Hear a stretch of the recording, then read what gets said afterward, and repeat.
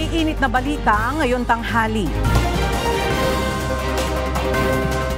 Ilan pang kilalang mga personalidad nakapaghain na ng kanilang Certificate of Candidacy sa ikapitong araw ng COC filing.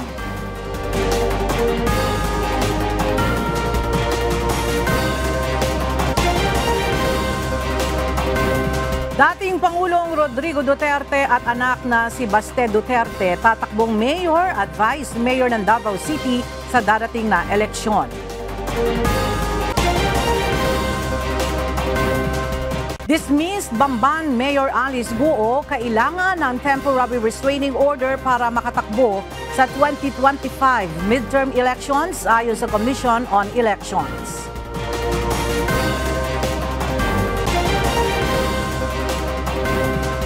Bagong kalihim ng DILG anunsyo ni Pangulong Ferdinand Marcos Jr. Panunumpa ng bagong opisyal gaganapin bukas ayon sa Presidential Communications Office. South Korean President Yoon Suk-yeol nasa Pilipinas na para sa kanyang 2-day state visit, pagpapalakas ng ugnayan sa Pilipinas sa usaping pang-ekonomiya at seguridad, pag-uusapan. At dating Pangulong Rodrigo Duterte handang humarap sa investigasyon ng House Quadcom kaugnay sa mga alegasyon sa extrajudicial killings. Magandang tanghali mga kasangbahay. Ngayon po ay araw ng Lunes, October 7, 2024. Tayo po ay sabayang napapakinggan sa Radyo La Verdad 1350, ang UNTV Radio. At una sa mga balita ngayong tanghali.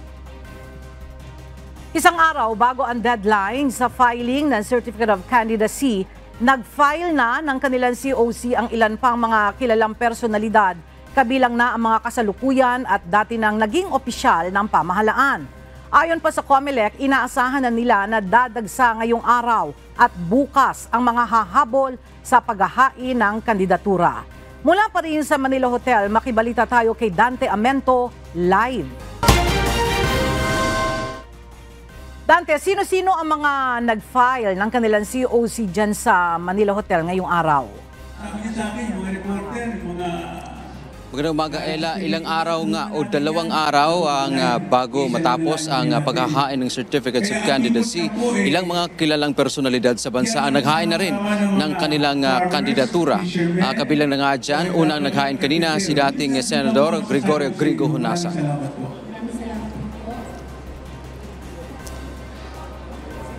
Ang pagtakbo ni Honasan ay dahil anya sa unfinished business. Kapag nakabalik muli sa Senado, ay isusulong nito ang mga panukalang batas para sa national security, freedom of information, land use at iba pa. Naghain na rin Ella ng COC sa pagkasenador si retired Marine Colonel Ariel Querubin bilang independent, pero suportado naman anya siya ng Nationalista Party. Ang prioridad nito ay self-reliant na defense posture na ipagtanggol ang ating karapatan tulad sa West Philippine Sea. Kasama nitong naghain ng COC si Baguio City Mayor Benjamin Magalong. Si dating Department of the Interior and Local Government o DILG Secretary Benjamin Benhar Abalos Jr. naman ay formal na rin naghain ng kanyang kandidatura kasama si Abalos sa senatorial slate ng Alyansa para sa Bagong Pilipinas ng administrasyon. Dahil nakapaghain na nga siya Ella ng COC ay deemed resigned o itinuturing na siyang nagbitiw sa pwesto. Hihintayin na lang anya sa ang anunsyo ng Pangulo kung sino ang formal na papalit sa kanya. Nag-file na rin ng COC si dating Ilocos Sur Governor Luis Chavit Singson para sa Senado. Ella, bukod dito sa mga nabanggit natin mga kilalang personalidad, may mga naghain na rin ng mga party list group, kabilang na dyan ang OFW party list, Ako Bicol, Ako Ilocano party list, at gayon din yung Bisaya Gyud party list. So sa ngayon, Ella, tuloy-tuloy na batay sa ating observation from day 1 hanggang ngayon na ika-7 araw na nga ay nakita natin mas marami ang dumarating dito na mga naghain ng kanilang COC, partikular na itong mga party list group at inaasahan natin na magtutuloy-tuloy ito hanggang mamayang hapon. Yan ang ating update mula dito sa Maynila. Balik sa iyo, Ella. Dante, sino pa yung mga inaasahan na magka-file ng COC ngayong araw na ito? Sa ngayon, wala pa tayong mga information kung sino-sino ang magpa-file. At noong nakaraang Biyernes, nabanggit ni PDP Laban President Robin Hood Padilla na target nga nilang matapos yung kanilang senatorial slate. At ang sinabi pa nila, mukhang may mga taga-probinsya raw, karamihan dito sa pupuno doon sa kanilang 12 slate na mga tatakbo. So siguro kabilang yan sa ating abangan. Sa katunayan nga, Ella, kasama kanina si Senator Padilla sa paghahain ni dating DILG Secretary Benjamin Abalos Jr.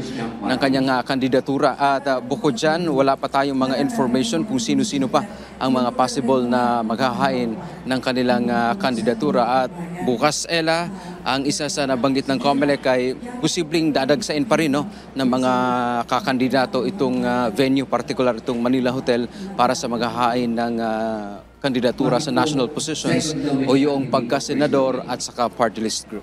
Ella. Alright, maraming salamat, Dante Amento.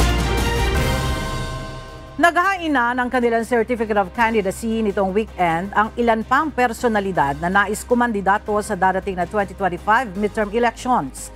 Kabilang sa mga naghain ng COC, ang magkapatid na sina Ben at Erwin Tulfo na kapwa tatakbo sa pagkasenador. Nakapaghain na rin ng COC noong weekend para sa kanyang re-election bid si Senator Pia Cayetano. Kasama rin sa mga nag-file ng kandidatura si dating Senador Leila de Lima, na tatakbo ang first nominee ng Mamamayang Liberal Party List. Samantala, formal na ring naghain ng kandidatura para tumakbong alkalde ng Naga City si dating Vice President Leni Robredo. Sa ika-7 araw ng filing ng Certificate of Candidacy, nakapaghain na ng kanyang kandidatura si Senator Cynthia Villar na tatakbo bilang kongresista ng Las Piñas City sa darating na eleksyon. Kasama rin sa nag-file ng COC si Rose Nonolin na iniuugnay ng House Quadruple Committee sa illegal pogos. Mula sa San Juan City, ang detalye ihahatid ni Rosalie Coz live. Rosalie, anong nagtulak kay Senator Villar na tumakbong kongresista? Ella, naghain ng Certificate of Candidacy o COC sa pagkakongresista para sa Lone District ng Las Piñas si Senator Cynthia Villar dito sa COMELEC NCR office sa San Juan City kaninang pasado alas 9 ng umaga. Sinamahan ito ng kanyang asawang si dating Senate President Manny Villar at mga anak na sina incumbent Senator Mark Villar at House Deputy Speaker Camille Villar na tatakbo namang senador sa 2025 midterm national and local elections. Kasama rin siya nagtungo sa COMELEC NCR office sa mga taga-suporta ni Senator Villar. Ayon sa senadora, gusto niyang ipagpatuloy ang advokasya para sa agrikultura at environment, gayon din ang matulungan ng mga constituents niya sa pamamagitan ng livelihood programs. Nais na ring maisulong ang legasiya ng kanyang ama na isa ring dating politician. Pakinggan natin ang pahayag ni Senator Villar. Talagang pinamana niya ang unang congressman siya nag-ende, ang nag-take over sa congressman si Manny. And then ang brother niya nag-take over as mayor, which later binigay dun sa aking kapatid. Samantala, bago ito, nag-file din ng kandidatura si Rose Nonolin para naman sa 5th Legislative District ng Quezon City. Controversial silin dahil sinisilit ng Kamara ang kaugnayan ng mga negosyo nito at ng kanyang asawa sa illegal na Philippine Offshore Gaming Operators o POGOs at umano'y criminal network. Dati rin itong nasangkot sa multi-billion peso Farmally deal na inimbestigahan sa Senado noong 2021. Nang tanungin ng media kaugnay ng show cause order na inilabas ng Kamara para dumalo ito sa isinasagawang pagdinig, matipid ang naging sagot nito.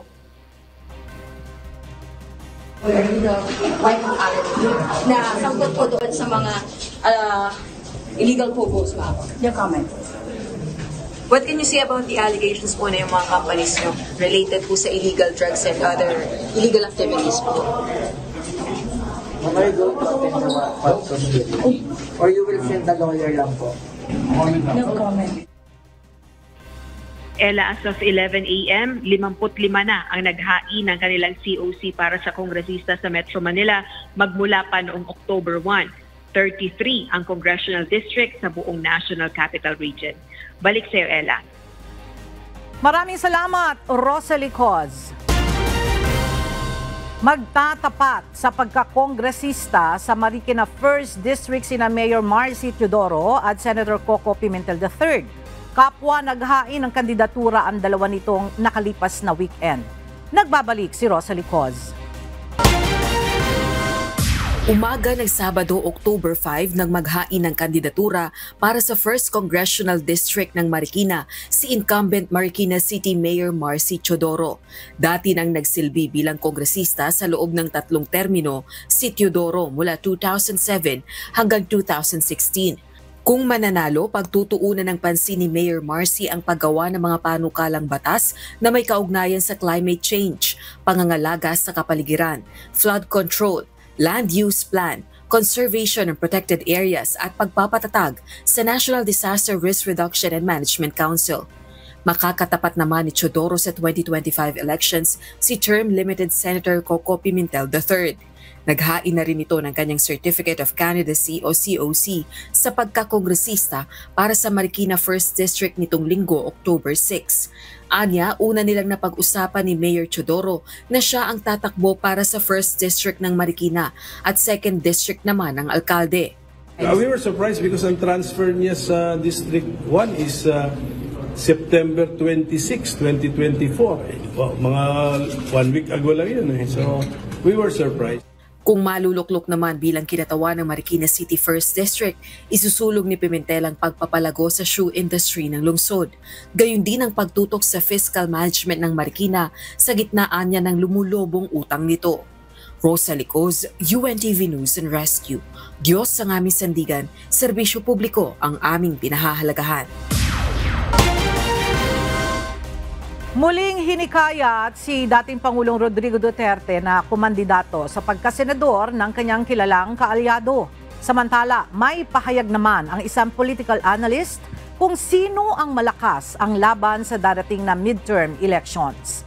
Narito ang report ni Jed Neresina. Inihayag ni former presidential spokesperson Attorney Salvador Panelo na hinihikayat niya si dating Pangulong Rodrigo Duterte na tumakbo bilang senador para sa 2025 midterm elections. Aniya ito ay dahil sa sunod-sunod na hindi magandang ginagawa sa pamilya Duterte. Unang-una, kasi iba kung may posisyon kang national. Nandun ang paggalang at pag-ilag. Ngayon wala kang posisyon, kaya inaapi kayo. Lalo ka na, dahil wala kang kaposisyon. Bukod dito, paliwanag ni Attorney Panelo, ninanais niya ring tumakbo si dating Pangulong Duterte sa 2028 national elections bilang vice-presidente. Habang sa pagka-presidente naman aniya, si Vice President Sara Duterte. Tiwala naman ng dating presidential spokesperson na mataas ang tsansa na malakas ang laban ng tandem sa eleksyon. Alam po ninyo kahit na anong outcome, regardless of the outcome of this case, kay absuelto o conviction, pag tuloy-tuloy nilang i-impeach yan, itong si Inday Sara magiging political martyr na tinatawag. Yayakapin ng taong bayan niya sapagkat tinaapi mo yan. Lalong lalawak ang simpatiya sa kanya. Samantala, ayon sa political analyst na si Professor Ronald Llamas, malaki ang posibilidad na manaig pa rin sa darating na 2025 midterm elections ang mga political dynasty. Yes, napaka-dominant yan sa ating kultura, napaka-dominant yan sa ating economic system, cartels, no? Napaka-dominant yan sa ating political system. rent-seeking politicians, no? Warlords, dynasties, napaka-dominant. Parang wala nang pag-asa. Base rin aniya sa mga nakaraang midterm elections, malakas sa mga incumbent o kaalyansa rin ng kasalukuyang administrasyon. Bukod sa mga ito, malakas din ang hatak sa boto ng mga sikat o kilalang mga kandidato. Dahil ang mga botante sa panahon ng social media, tinitignan yan, no? Sino ba yung mamarka? Bawat kanto, naging brand name, di ba? Naging household brand, no? Yes. So, ibig sabihin yun, sinasabi kong power ng branding, power ng disruption. No, kung kaya ni Fred yun, no, pwede rin tong senador, no? Oo, dahil maganda rin yung kasaysayan nito no? Pero kailangan mo maging disruptor, no? Tawag ko diyan, nagtataob ng lamesa. Pag tinaob mo yung lamesa, mapapansin ka Ngunit sa kabila ng mga ito, mayroong mga alternatibong lumilitaw o ang mga kandidatong iba sa mga nakasanayang dinastiya. Jed Neresina, UNTV News and Rescue. Diyos ang aming sandigan, serbisyo publiko ang aming pinahahalagahan. Kinumpirma na ni dating Pangulong Rodrigo Duterte na tatakbo siya sa darating na halalan. Subalit hindi sa national position gaya ng panawagan ng kanyang kaalyado. Narito ang report ni Marisol Montaño. Sige, mayroon tayo. Gusto ng tao. Ito ang naging pahayag ni dating Pangulong Rodrigo Duterte tungkol sa plano ng kanilang pamilya para sa darating na halalan. Inaasahang maghahain ang dating Pangulo ng kanyang Certificate of Candidacy bilang mayor sa Davao City at ang kanyang anak na si Sebastian Baste Duterte bilang vice mayor bago matapos ang itinakdang huling araw ng COC filing sa October 8. Samantala, nilinaw ng dating Pangulo na wala siyang personal na problema kay Pangulong Ferdinand Marcos Jr. Gusto lamang aniya na matiyak na maging maayos ang pamamalakad sa pamahalaan. But for the sake na sabihin mo kailangan may opposition, then I would gladly take the role as an opposition. Not to destroy the president, but to be there just to see to it that everything is followed and everything is done correctly.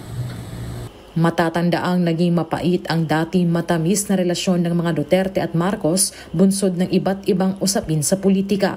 Marisol Montaño, UNTV News and Rescue. Diyos ang aming sandigan, serbisyo publiko ang aming pinahahalagahan. Naghain na rin ang kanilang mga Certificate of Candidacy si incumbent Governor, Iloilo Governor Arthur Defensor Jr. at Antique Governor Rodora Cadiao. Ang detalye alamin natin kay Lalaine Moreno live. Lalaine, sino-sino pang mga kilalang personalidad ang naghain na rin ng kanilang COC dyan sa Visayas? Nitong weekend ay naghain na ng kanyang COC si former Department of Health Secretary Janet Garin kasama ng kanyang anak. Formal na ngay dineklara ni incumbent Iloilo Governor Arthur Tuto Defensor Jr. ang kanyang re-election bid sa darating na May 2025 elections. Ngayong umaga, inihain ni Defensor ang kanyang Certificate of Candidacy sa Commission on Elections Iloilo kasama ni Gov Toto, ang kanyang running mate na si Anilaw Mayor Lee Antiboque. Nagpakita rin ng suporta ang kanyang ina at ama na si dating Governor Arthur Defensor Sr. Ito na ang huling termino ni Gov Toto matapos itong manalong gobernador noong 2019 elections. Sa Antique naman ay naghain na rin ng kandidatura si incumbent Governor Rodora Cadiao. Idineklara na rin ni dating Health Secretary at ngayon Iloilo 1st District Representative Janet Garin ang kanyang re-election bid.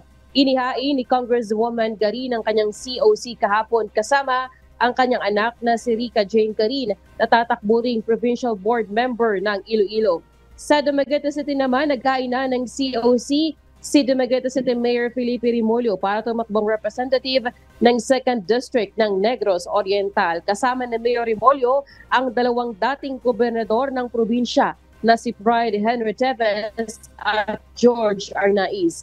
Tatakbo namang mayor ang anak niya na si Attorney Felipe Claudio Rimulyo. Bukas, inaasahan natin na maghahain na ng kanyang COC si Pamplona Mayor Janice Digamo at si current governor ng Negros Oriental na si Governor Chaco Sagarbarria. Yan muna ating balita mula rito sa Dumaguete City. Balik sa iyo, Ella. Maraming salamat, Lalaine Moreno.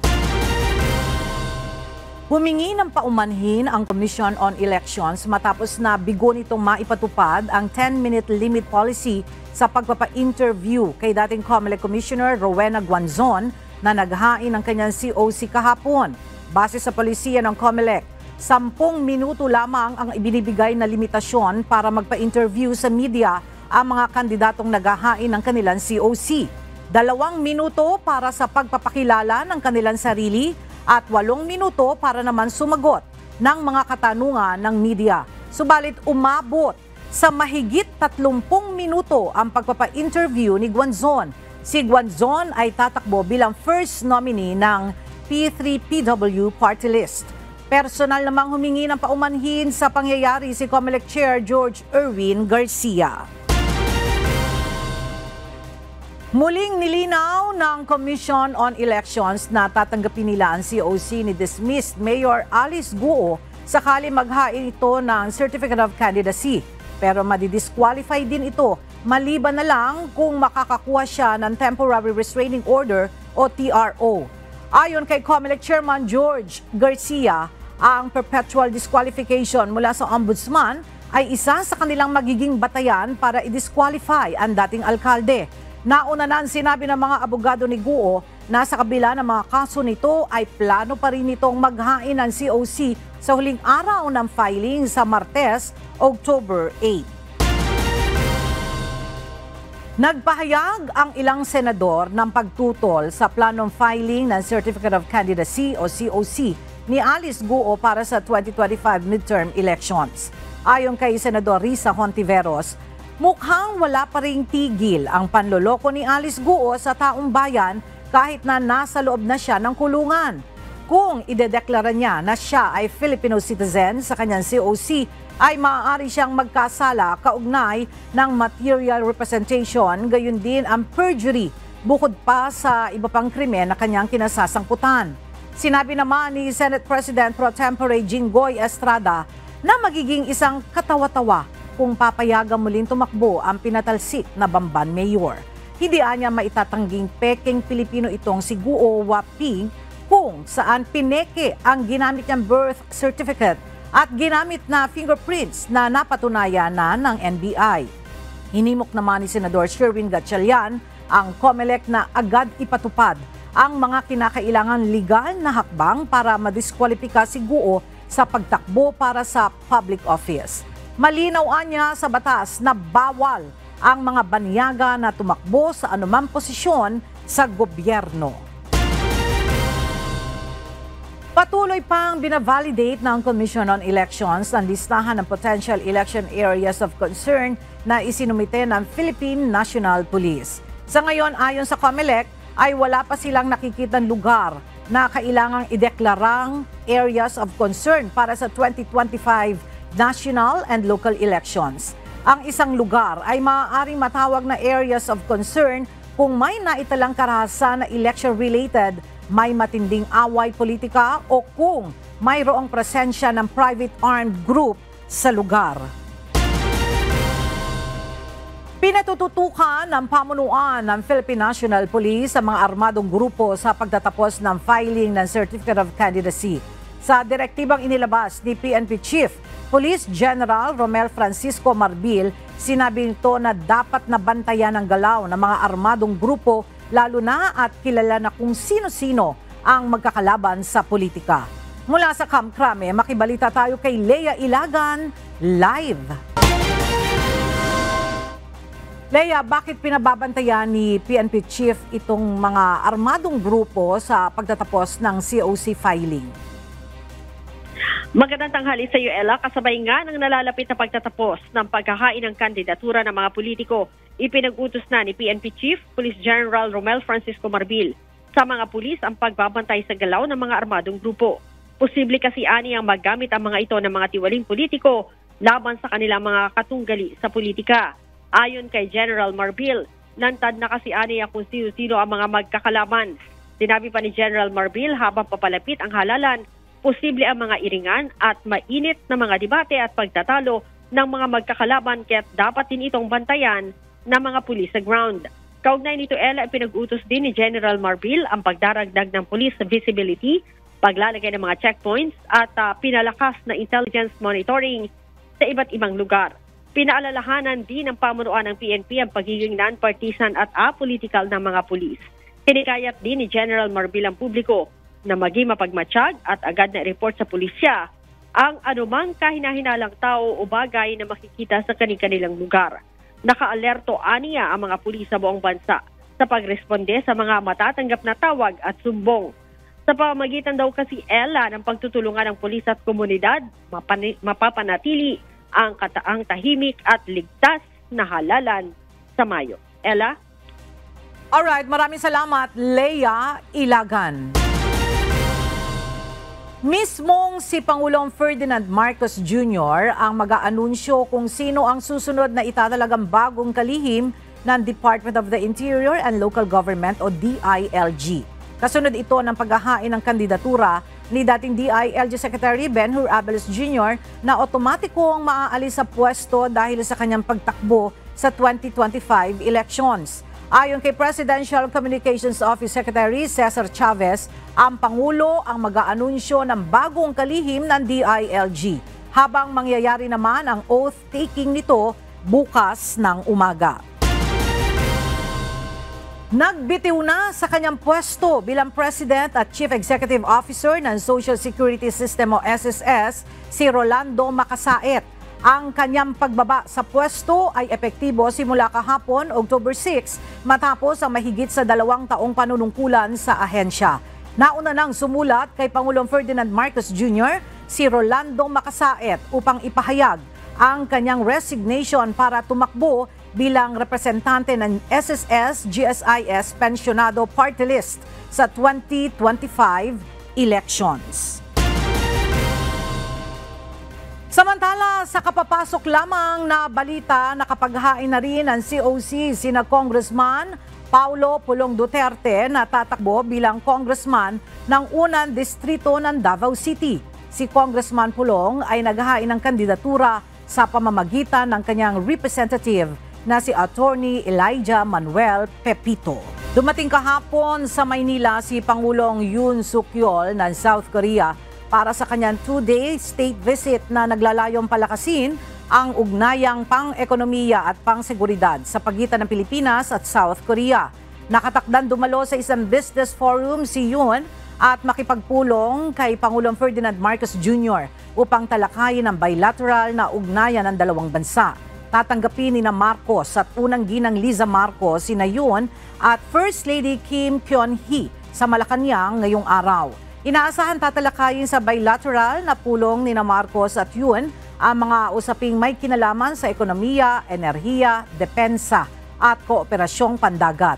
Inaasahan din na mapapag-uusapan ng ilang regional at international issues at ang muling pagtibayin ang masigla at dinamikong relasyon sa pagitan ng dalawang bansa. Ito ang unang pagbisita ng isang pangulo ng South Korea sa bansa sa loob ng 13 taon.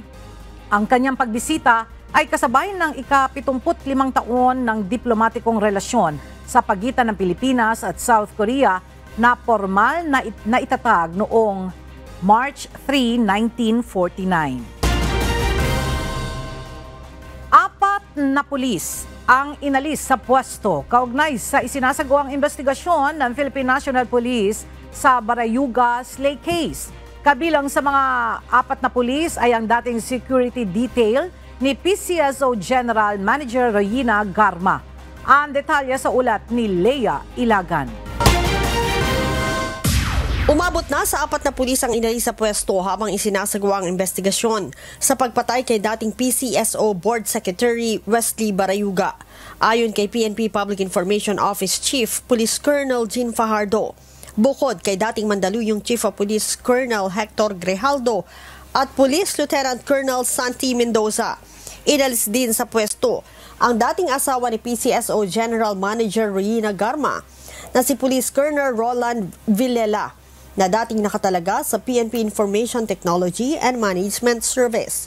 Gayun din, si Sergeant Jeremy Kausapin alias Tox na dating nakatalaga sa CIDG at naging police security detail ni Garma. Siya po yung sinasabi na di umano ay nagbigay ng money dito kay Nelson Mariano at siya rin di umano yung allegedly bata ni GM Garma na nagbibigay ng information. So siya yung link. So critical yung magiging connection po niya dito sa kaso po na ito. And I was informed earlier by General Torre na nung pinuntahan po nila itong tao na ito sa kanilang bahay, hindi po nila natagpuan at ang humarap po sa kanila ay yung misis. At pagharap po ng misis ay ibinigay po niya yung letter of resignation ni Sergeant Kausapin at right there and there ay isinurrender po yung baril niya. Gayunman, sinabi ni Colonel Fajardo na bagamat nag-resign na si Sergeant Kausapin, hindi pa rin ito ligtas sa investigasyon ng PNP. We have to make it clear, kahit po nag-resign siya ay hindi po yun na magiging dahilan para hindi po natin siya imbestigahan at habulin po with respect dito sa kaso po na ito, because it appears na meron po siyang malaking kinalaman po dito dahil na-mention po siya dito sa kaso ni GM Barayuga. And if you may recall, doon din po sa iniimbestigahan doon sa pagkamatay ng 3 Chinese national doon sa Davao Penally, his name was also mentioned. Naniniwala din ng PNP na malaki ang maitutulong ng magiging pahayag ni Sergeant Kausapin sa isinasagawang investigasyon kaya't may apela ang PNP dito. Sinasabi nga natin flight is a sign of guilt, pero gusto pa rin natin umapila sa kanya kung siya ay may nalalaman, siya ay natatakot, kaya siyang proteksyonan po ng PNP po. But the fact na siya ay nag-resign, hindi natin alam kung ano yung tumatakbo sa kanyang isipan. But again, it would be for his own best interest kung magpapakita po siya. 3 sa 4 na pulis na inali sa pwesto ay naka-restrictive custody sa Personnel Holding and Accounting Unit habang patuloy namang pinaghahanap si Sergeant Kausapin alias Tox. Kaugnay nito, sinabi din ni Colonel Fajardo na tukoy na ng CIDG ang mga pulis na unang nag-imbestiga sa pagpatay kay Barayuga kung saan naging cold case ito. Hawak na po ngayon ng Special Investigation Team yung mga dokumento po at mga records po ng case with respect po sa naging investigation po, at na-identify na rin po nila kung sino-sino po yung mga pulis na nakahumawak po ng mga kaso po na ito. At kausap ko po si General Torre and they are confident po doon sa tinatakbo po ng kanilang investigation ay ma-identify po nila yung mga personalities that may have possibly na may kinalaman po dito sa kaso po na ito. Si Barayuga ay tinambangan ng suspect na lula ng motorsiklo sa Samat Street, Mandaluyong City noong July 30, 2022. Leah Ilagan, UNTV, News and Rescue. Diyos ang aming sandigan, serbisyo publiko ang aming pinahahalagahan. Inihayag ni dating Pangulong Rodrigo Duterte na handa umano ito na humarap sa House Quad Committee hearing hinggil sa pagkakasangkot nito sa sinasabing extrajudicial killing sa war on drugs ng kanyang administrasyon noon. Giit ni Duterte, wala anyang problema kung iimbitahan siya ng mga mambabata sa pagdinig nito. Itinanggi rin ni Duterte na may operasyon ng Philippine Offshore Gaming Operator o POGO sa Davao, sakaling tanungin din siya ng Kamara sa Quadcom hearing. If it's their pleasure, why not? Yes. Anong gusto niyang malaman sa akin? If they will invite me, I just hope that they would ask educated questions. Wala ako. Wala tayong pugo. Kaya nga namamatay yung mga tao dito dahil yan sa illegal drugs. Pogo, that is, we are too far away from that. Hindi mo ka alam maglaro ng Pogo? Alam mo maglaro ng Pogo? Kinumpirma ng Department of Foreign Affairs o DFA na walang Pilipinong sakay ang oil tanker na inatake ng Houthi rebels sa Red Sea noong October 1. Ayon kay DFA Undersecretary Eduardo De Vega, wala pang ulat na mga Pilipinong sakay ng British oil tanker Cordelia Moon sa pinasabog ng Houthi. Kaugnay nito, pinayuhan ng pamahalaan ang mga Pilipinong marino na maaari nilang gamitin ang kanilang karapatang tumangging maglayag kung ang kanilang barko ay dadaan sa mga mapanganib na lugar tulad ng Red Sea. Nagtulong sa pagsasanay para sa humanitarian assistance at disaster response ang Pilipinas at Japan sa katatapos lamang na Doshin Bayanihan 2024 exercise ng Philippine Air Force at Japan Air Self-Defense Force sa Cebu, Kamakailan. Gumamit pa ng air assets para sa mas maibayong pagsasanay. Ang detalye sa ulat ni Gladys Toabi.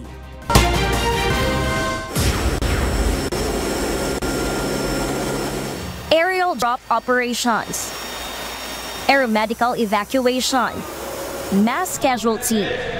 Ilan lamang ito sa mga pagsasanay na pinagdaanan ng Philippine Air Force at Japan Air Self-Defense Force sa ginanap na Doshin Bayanihan 2024 exercise sa Lapu-Lapu City, Cebu. So nakikita nyo naman po, our country is an archipelagic country. We all need a lot of help from people. And of course, hindi lang naman po natin kaya mag-isa na tumulong. Especially, lagi tayong dinadaanan ng bagyo. So we really need their help, and at the same time po, for us also to enhance our capability for us to serve our nation and address all yung pong immediate na kailangan po ng ating mga kababayan in terms po sa panahon ng disaster. Higit 100 personnel mula sa Pilipinas at higit 30 naman mula sa Japan ang nakibahagi sa naturang bilateral training upang pag-usayin ang disaster response capabilities ng dalawang bansa. Bukod sa layuning palakasin ang kakayahan ng Pilipinas at Japan sa pagtugon sa mga sakuna at humanitarian assistance, isa rin itong magandang pagkakataon upang patibayin ang depensa at higit pang paigtingin ang ugnayan at kooperasyon ng dalawang bansa. Para sa airdrop operation simulation, gamit ang C-130 cargo aircraft ng Pilipinas at Japan, lumipat ito papuntang Tacloban. Gumamit naman ng mga parachute para ibaba ang mga supply na kakailanganin ng mga tao. Sa isang mass casualty scenario naman, tulong-tulong ang mga sundalo sa pagsagip ng mga biktima sa isang pagsabog.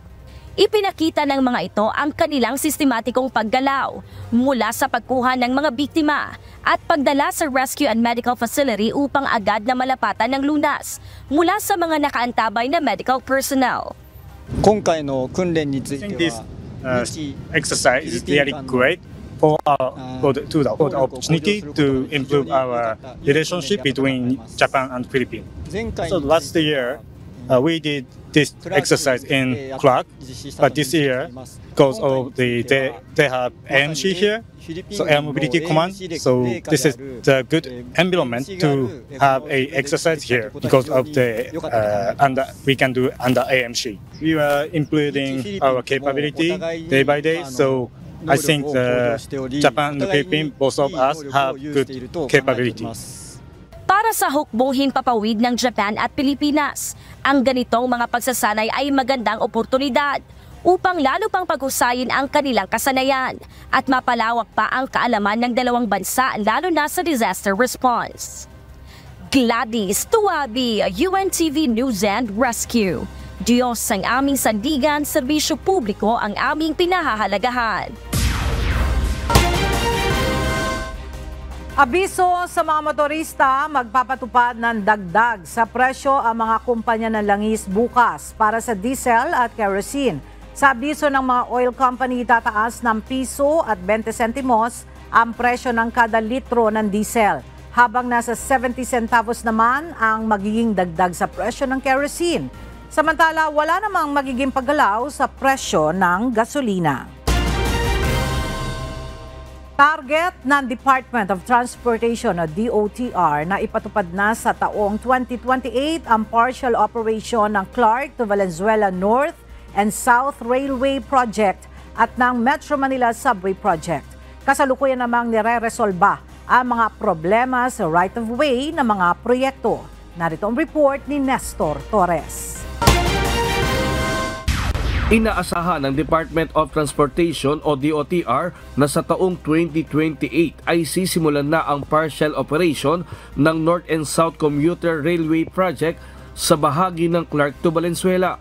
habang sa taong 2030 naman ay target na matapos ang proyekto hanggang Calamba. Ang nasabing Clark to Calamba NSCR project ay tinatayang may kabuang halaga na 800 billion pesos. Siguro itong Clark to Valenzuela, no? We are expecting na mag-operate tayo by end of 2027 or early 2028, no? And then yung construction from Valenzuela to Calamba, siguro it will take another 2 years. Itong buong project na to from Calamba to Clark ay almost 800 billion pesos, more than 800 billion. Bukod dito, target din ng DOTR na ipatupad na rin sa taong 2028 ang partial operation naman sa Metro Manila Subway Project. Yung sa subway naman, it's a 17-kilometer underground railway, no? Tuloy-tuloy din ang ating trabaho doon, and hopefully magkaroon tayo ng partial operations by 2028. Partial operation. Ito naman ay abutin ng almost 480 billion. Ayon kay DOTR Secretary Jaime Bautista, isa sa mga naging problema kaya sila nagtatagal sa mga nakaraan ay ang right of way. Siyempre pag hindi mo na-deliver yan, magkakaroon ng delay. In fact, yan ang one of the major reasons kung bakit na-delay yung mga projects natin. Itong MMSB, if you will look at the original schedule, dapat yan, it should be operational by 2023. But of course, karoon ng COVID, karoon ng itong mga right-of-way problems. No? And yan ang, ngayon ang pinagtutulong-tulungan namin ng Marisol. Humingi na rin sila ng tulong sa national government para tuluyan ng matapos ang North-South Commuter Railway at Metro Manila Subway Project. Marami pa rin tayong right-of-way problems sa NCR, particularly sa San Fernando, Pampanga. But continuous naman yung ating mga trabaho doon. No? We're working, tinutulungan naman tayo ng different government agencies. No? In fact, nagkaroon nga kami ng interagency committee to address these right-of-way problems. No? And we have to report to the President on a regular basis kung ano yung result ng mga issues and how we were able to address these issues and problems. Nestor Torres, UNTV News and Rescue. Diyos ang aming sandigan, serbisyo publiko ang aming pinahahalagahan. Nagbabala ang Department of Social Welfare and Development o DSWD tungkol sa isang pekeng Facebook page na nagpapanggap na opisyal na account ng ahensya. Hinihikayat ang publiko na i-report ang nasabing page upang maiwasan ang panloloko at maling impormasyon. Pinapaalalahanan din ang lahat ng laging i-verify ang mga social media accounts sa official social media pages ng DSWD. Inilunsad na ngayong araw ng Department of Health, katuwang ang Department of Education, ang school-based nationwide vaccination program. Sa ilalim ng programa, babakunahan ng libre ang mga mag-aaral upang magkaroon ng proteksyon laban sa iba't ibang uri ng sakit. Mula sa Sampaloc, Manila, makibalita tayo kay Jed Neresina, live. Jed, kumusta ang isinagawang kick-off niyang school-based immunization program? Lahat ba ng mga estudyante ay nabakunahan? Yes, Ella, naging maayos naman ang paglulunsad nitong bakuna eskwela kaninang umaga sa Dr. Alejandro Albert Elementary School sa Sampaloc, Manila. At ang nasabing pagbibigay bakuna ay libre nga sa mga pampublikong paaralan ayon sa Department of Health. Kaya Ella, yung sa mga nagnanais magpabakuna, kinakailangan lang ng consent ng mga magulang or papirmahan yung consent na ibinibigay ng mga paaralan sa mga magulang. At ngayong araw ngayon nilunsad yung bakuna eskwela sa iba't ibang lugar sa bansa, gaya sa Tacloban City, sa Davao City at Cotabato City. Ito ay kampanya ng DOH at Department of Education upang maprotektahan ang mga mag-aaral laban sa mga sakit gaya ng tigdas, rubella, tetano, diphtheria at human papilloma virus. Hinikayat ng dalawang kagawaran ng mga magulang na mapabakunahan ng kanilang mga anak upang maiwasan ang pagkakasakit. Layo ng nasabing programa na mailapit ang libreng bakuna sa mga komunidad, lalo na at noong pandemya ay maraming mga bata ang hindi nabakunahan.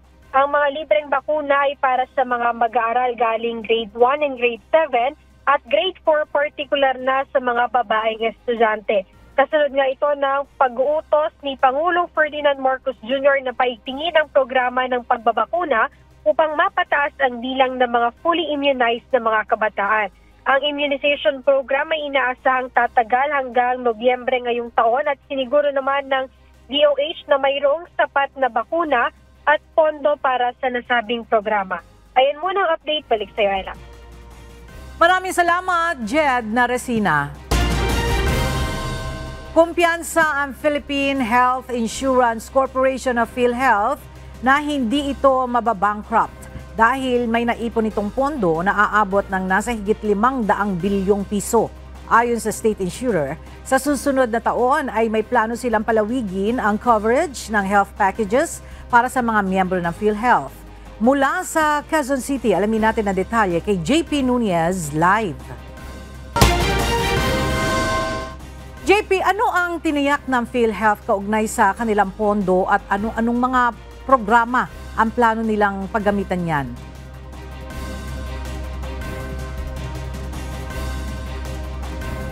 Alright, balikan po natin ang pag-uulat niya ni JP Nunez.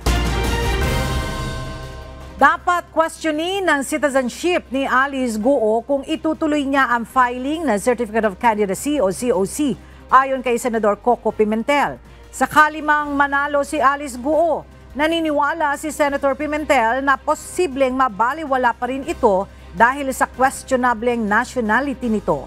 Mula sa Senado, may report si Asher Cadapan Jr. live. Asher, may nakikita bang dahilan ang mga senador para mapigilan ang COC filing ni Alice Guo?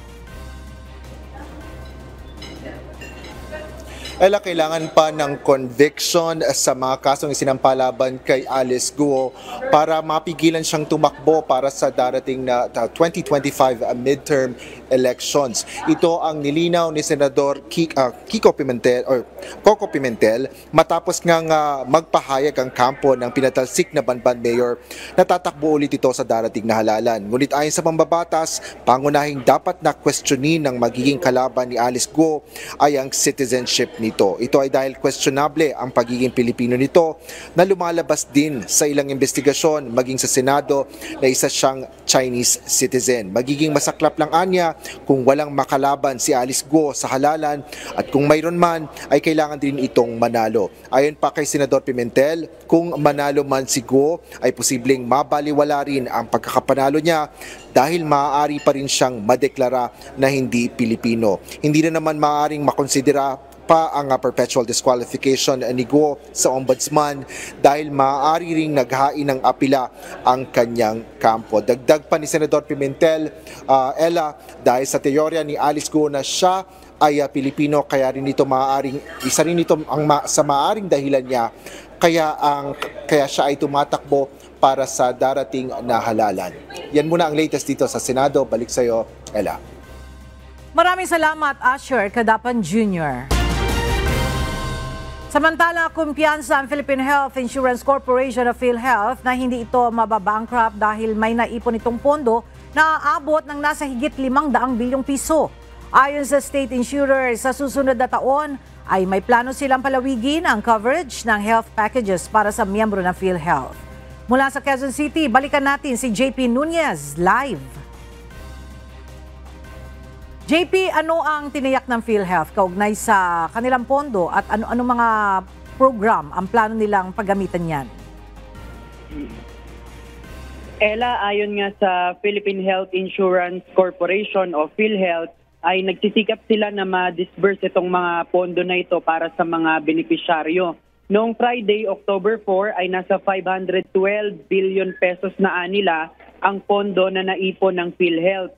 Sa ngayon, nasa 15 billion pesos ang pondong nare-release ng PhilHealth kada buwan. Sa 2025, plano ng state insurer na palawigin ang healthcare coverage sa lung, liver, ovary, and prostate cancer patients.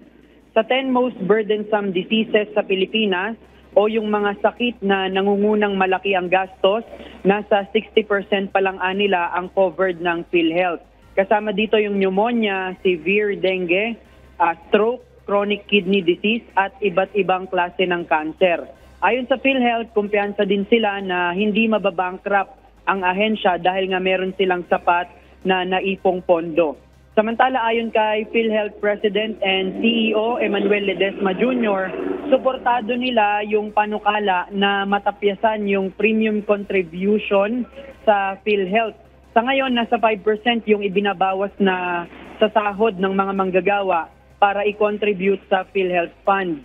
Gayunman, ayon kay Ledesma, ito anya ay nakasalalay sa Senado kung ibababa nila ang premium contribution sa PhilHealth. Sa naunang statement ni Senate President Chis Escudero, sinabi nito na makakaya ng PhilHealth na maibaba ang premium contribution dahil sa mga nakalipas na taon ay mas mababa naman yung nagagamit na pondo ng ahensya kumpara doon sa naiipon nitong pondo. Yan muna ang ating latest live mula dito sa Quezon City. Balik sa iyo, Ella. Maraming salamat, JP Nunez. Para sa ating weather update, maliit ang posibilidad na maging isang bagyo ang low pressure area na binabantayan ng Pag-asa sa West Philippine Sea. Batay sa monitoring ng Pag-asa, huli itong namataan kaninang alas 8 ng umaga sa layong 145 kilometers kanluran ng Coron, Palawan. Hindi naman inaasahang papasok ng Philippine Area of Responsibility ang tropical depression na nasa labas ng PAR. Namataan ito ng Pag-asa sa layong 2,510 kilometers silangan na extreme northern Luzon. Taglay nito ang lakas ng hangin na 55 km per hour at may pabugso na 70 km per hour. Kumikilos ito pa hilagang-hilagang silangan sa bilis na 20 km per hour. Samantala, maulap na kalangitan na may kalat-kalat na pag-ulan na may kasamang thunderstorms ang mararanasan sa Bicol Region, Mimaropa, Quezon, Rizal, Laguna at Batangas dahil sa LPA at ITCZ o Intertropical Convergence Zone. Bahagya hanggang maulap ang kalangitan na may isolated na rain showers at thunderstorms sa Ilocos Region, Cordillera Administrative Region, Cagayan Valley at Central Luzon. Habang ang Metro Manila at nalalabing bahagi ng bansa ay makararanas din ng bahagya hanggang sa maulap ang kalangitan na may papulong-pulong pag-ulan na may pagpulog at pagkidlat. At sa ating iiwang mga salita ng Diyos na ating sandigan mula sa aklat ng Juan, Kapitulo 15, versikulo 12 na nagsasabi, "Ito ang aking utos, na kayo'y mangag-ibigan sa isa't isa, na gaya ng pag-ibig ko sa inyo."